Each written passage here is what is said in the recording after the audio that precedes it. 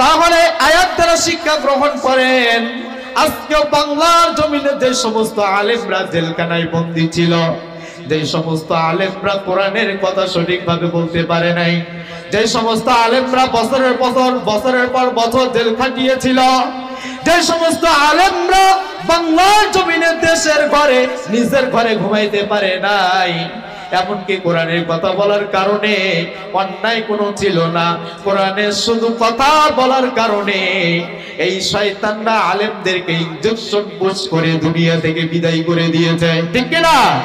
কথা বলেন ঠিক কিনা? আয়াতের স্পষ্ট আপনারা শিক্ষা গ্রহণ করেন।